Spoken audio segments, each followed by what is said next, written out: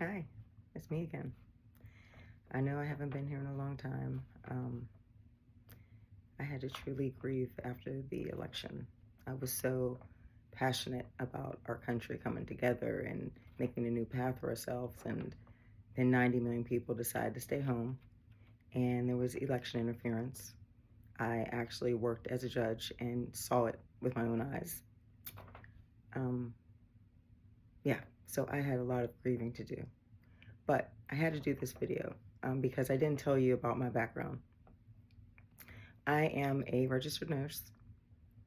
I have my master's degree in nurse anesthesia, CRNA, putting you to sleep, keeping you alive, waking you up from anesthesia. That's what I did for a living. So, being single, no kids, making great money, I lived my life, did whatever I wanted to do. Could help my mother out, travel, whatever.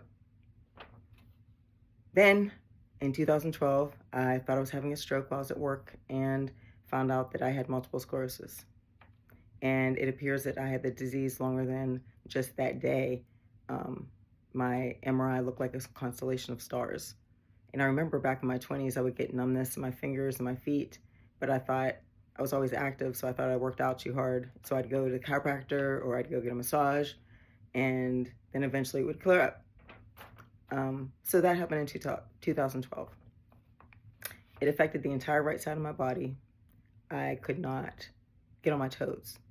Drinking water, it would come out the side of my mouth. I had to go to rehab for 4 months, physical therapy, occupational therapy, and finally I was able to work my way back to the operating room. And I worked overtime, full-time, 6 years, doing it. Then, on October 1st, 2018, on my way to work, someone wasn't paying attention and high-speed rear-ended me on the beltway. Their car was completely destroyed, his airbag deployed. Luckily, I had a car that it was like a tank, so it looked like someone just bumped into my rear lights, but the force went through the car, through my brain, and there you go. I had a severe concussion, a traumatic brain injury, and I couldn't work for 2 years. So I had to go to cognitive therapy repeatedly because my cognition, it was completely off. I couldn't remember anything short term. My mental and physical endurance completely different than it had prior to the accident. So I couldn't work for 2 years. I worked my way back. 2 years. I decided they were going to fill my position. So I said, let me try to go back. This is during the pandemic, the height of it. We didn't even know how it was spread really. Had the pandemic. So I go back to work part-time under medical restrictions, 5 hours a week, 10 hours a week, if that, just fearful with my immunocompromised status that I was going to get sick. And then I did. Yep, from work. I got sick. And I am a long COVID diagnosis person, meaning that there's a symptom that never went away. And with me, the symptom is the cognition. So I had to do cognitive therapy again. So long story short, to explain to you that I was very healthy, I got diagnosed with a disease. I then came back. I had a traumatic brain injury. I came back, got sick at work.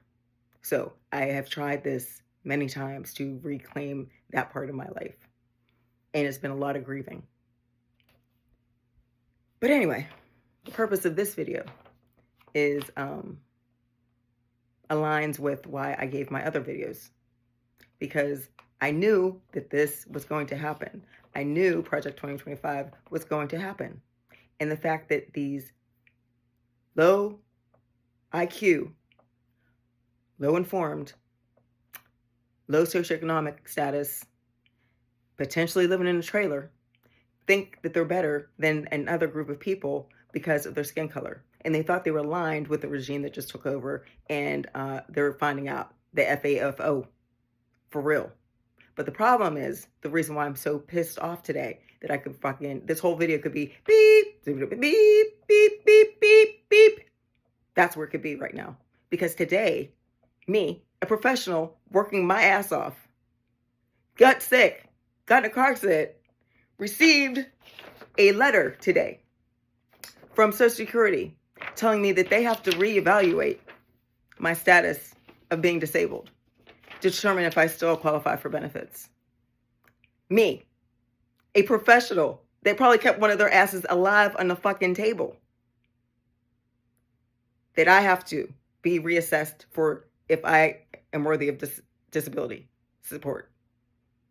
And those people that voted for this regime, live your life, do you. But your decisions are affecting my life. And with that, I now have a serious problem. Serious problem.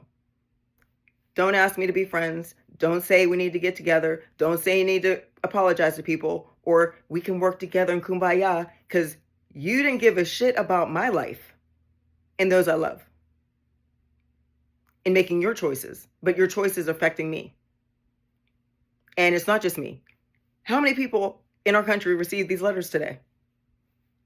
Now I have to take time out with my cognitive shit, with trying to heal my body, to get forms signed and submitted. So they gave me a whole week to submit them. It has to be turned in by February 7th, or contact them. If they don't talk to me, then they assume that I'm not worthy of disability.